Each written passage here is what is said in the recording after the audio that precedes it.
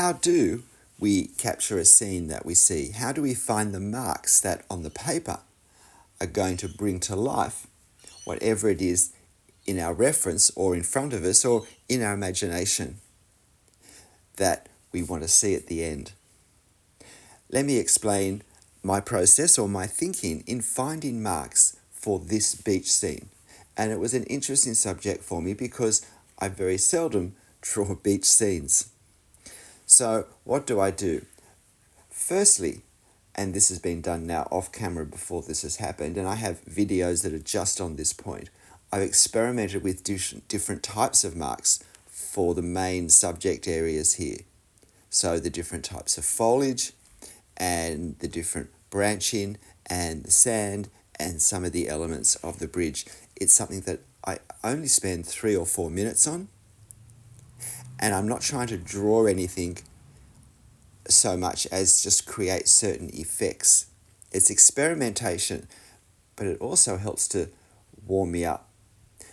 Now, can I say that you're watching this at actual drawing speed as well?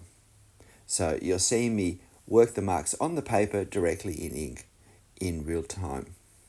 So first, I'm establishing a few significant elements of this bridge.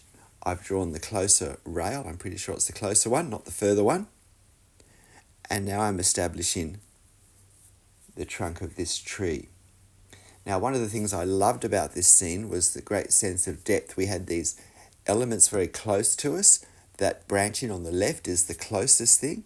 That branching is, well, there's just twigs really at the end of branches, is very close. Then we have this tree, and then we have a tree behind it on the right, and then we have this bridge over a spot where an inland creek comes out at the beach, and then we have the sand of the beach and the two figures on it, and then we have some details in the distance. So I wanted this to have a sense of a quick, brisk drawing, but I also wanted to capture these elements, and particularly the sense of depth, particularly the sense of this viewpoint up high, looking some distance down and then significantly along the beach. That's what I'm aiming at. So I'm starting with the bridge, which as a more architectural element, and because of its construction, is well suited with some fairly quick, brisk, straight lines. This is not something that I'm going to be agonizing over, but I certainly want my angles to be precise.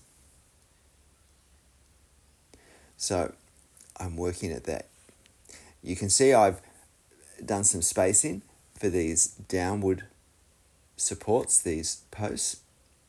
Notice that this is a good example of foreshortening at work. If we look at the gap between the posts closest to us, closest to the tree, and compare that with the gap furthest from the tree, we can see that the gap obviously increases.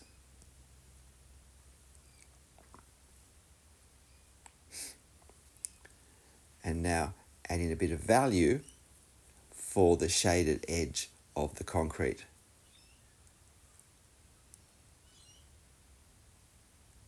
And I'm keeping these marks quick and fairly gestural.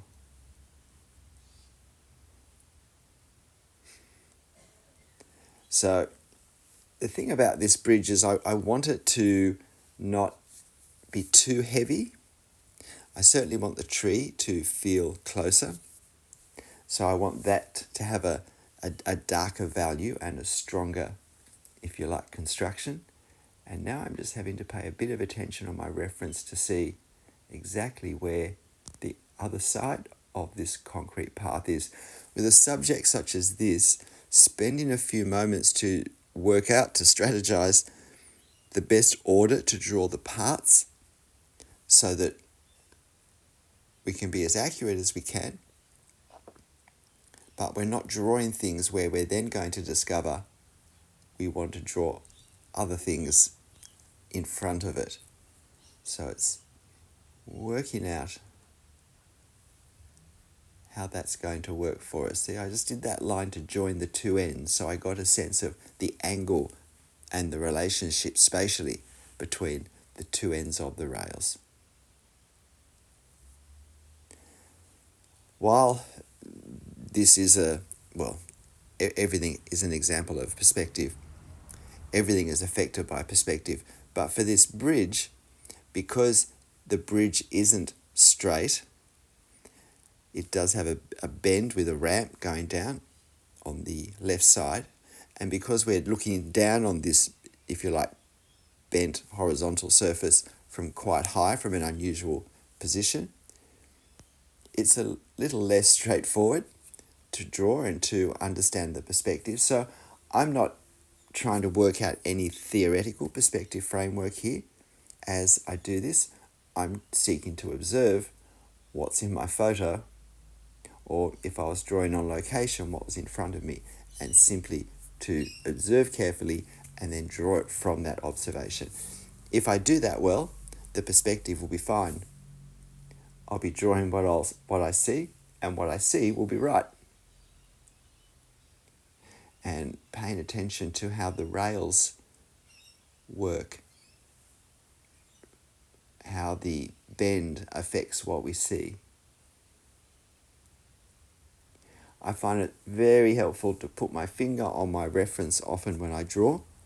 When I'm drawing a complex scene such as this, that it really does help me keep track of where I'm up to, what I'm seeing.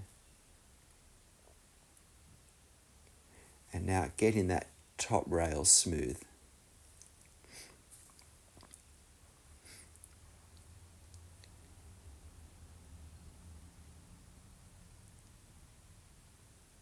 So I thought this was probably going to be the most challenging part of the drawing, but probably the most straightforward part for the marks I was going to use. It's after this now that it's going to be a little more challenging, although a lot faster. I've used a third of my drawing time. If you're finding this interesting, please hit the like button for me and help me out. So now we've got a shadow. Now this isn't a straight line, but there is an approximate angle, and that's reflective of the position of the sun and therefore the angle that the shadows cast, but it's also reflective of the surface of the sand, that the surface isn't flat, there is a depression going down from the end down to the lower point where the water is. So we have finding marks for the shadows. Now, I'm doing my guidelines for my shadows lightly because I don't want to have a strong, heavy line here. This isn't a straight line, although it's a relatively smooth line from this distance. It does have very slight, if you like, ripple as it moves along because the surface underneath it isn't smooth. And these are some of the things that's good to try and find marks to catch when we're drawing if we want to create that feel of realism. If we make things smooth and sharp when their edges are a little more complex in life, because it's quicker and easier to do a fairly heavy continuous straight line or continuous line, then we don't get often the feel that we want visually, the look. We don't create the effect that we're after. So again, although it's the foliage particularly and how we create the sense of distance in what we're seeing, that's really going to create the effect I want of this drawing. Most of the drawing is actually taken up with this bridge, but it is a great example also to try and draw just of observation, of looking at angles and trying to create the angles that we see in our drawing. It's always easier afterwards to see where they're not quite right, but it's good to do that. It's good to observe, and every time I do a voiceover over a drawing I've already done, I get to do this. I get to, without the concentration being taken up, the focus of actually producing the drawing, I get to critique in real time as the drawing appears how accurate it is. I get to see the things that aren't quite sharp enough. I also get to see things that I think I might do differently. And particularly when I do a video such as this, which is probably close to 2 years since I drew this, and doing a second voiceover over my original footage, but keeping the real-time footage to use as the video rather than a sped-up version, I also get to see how I would try and do it differently. I get to see how my thinking has changed, and that's helpful as well. And now my pen has changed as well. I was using a 0.3 Copic multi-liner. I think I've switched to a 0.5. I'm assuming I have. I didn't see the number, but this is a heavier pen because I'm wanting this now to feel closer. And now I'm doing some hatching for the value, and I'm doing it horizontally. And I'm trying to create a bit of a rounded feeling. What I'm doing, if you think of this tree trunk as a column, as say a Roman column in segments, and we know how with perspective at eye level, the line where two round drums join in the column would look, the join line would look like a horizontal line, and above that it would start to curve, and below that it will start to curve, and the more it curves down below eye level, the rounder, the fuller the curve becomes, and the higher it goes above eye level, the fuller, the rounder the curve it becomes. Now that's the effect I'm also trying to create in the marks I'm using for the value. I'm trying to get a sense of the perspective angles of this cylinder as if it were a series of very slim segments stacked on each other. And so I'm creating the feel that it's curved, but I'm also creating the feel that I'm looking straight ahead, I'm looking down, and I'm looking to a lesser degree upwards. And this is the sort of thing where the marks we use to create the value is just as important as the value we create itself. Imagine if I had just done crisscrossing lines at 45 degrees to each other down the length of this, it would have looked like a flat plank of wood that was in shade. And it wouldn't have created the same sense of roundness, which wouldn't have given the same sense of reality. The direction of our marks, the thinking, the planning that goes in before we put them on the paper is so important. So now I have some foliage on the left that sits behind the tree.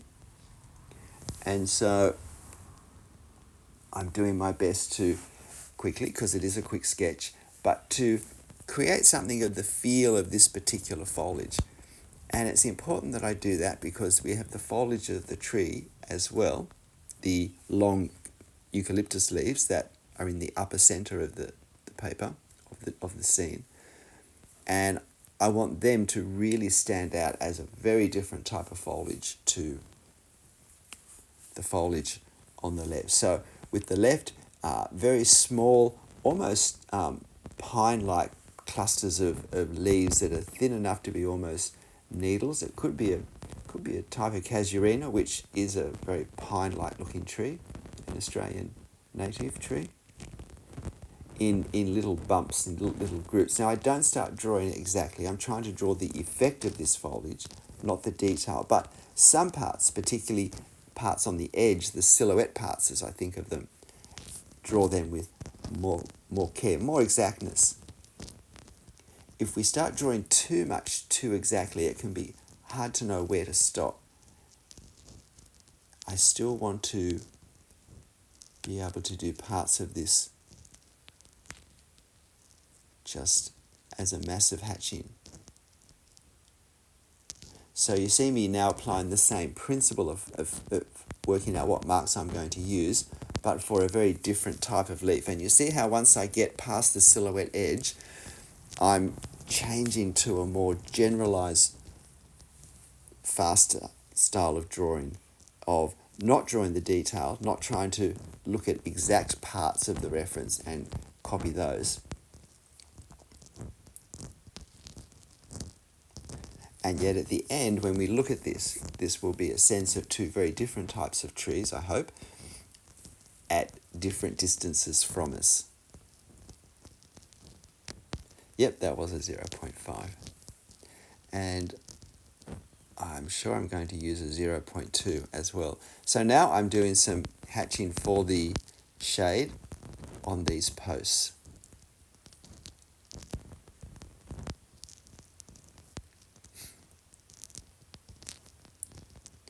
Just some horizontal marks so that they don't just get lost in all the vertical marks that are more defining of the shape of these posts.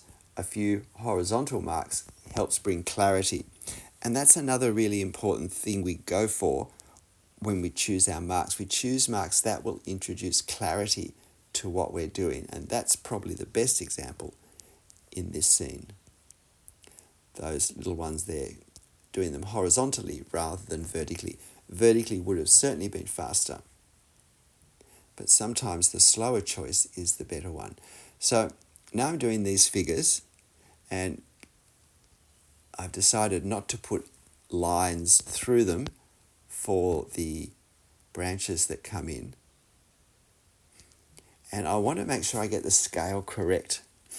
I also want to draw these very lightly. I want to draw less rather than more, because I want them to feel that they're a lot further away than the bridge and certainly than the tree.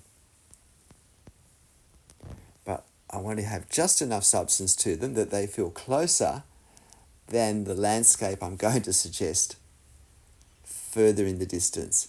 This is where, just wait, keep that pen off the paper at this point. And now the shadows. Easy to forget the shadows. They're incredibly important for a sense of reality. It's not so much that often a scene doesn't look real if we forget the shadows, but it's when we put the shadows in that the scene looks far more accurate. And I've chosen to put a few marks on the sand that look like the footprints of their track.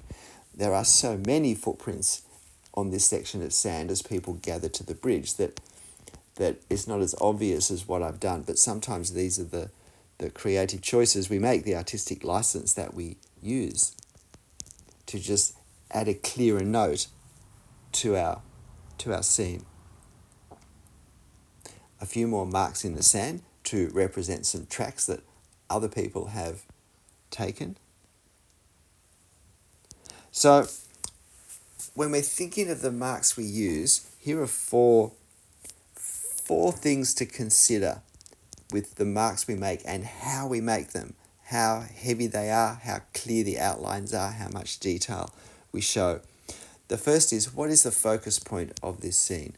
What am I wanting to grab attention? Because all the ink on the paper will grab attention.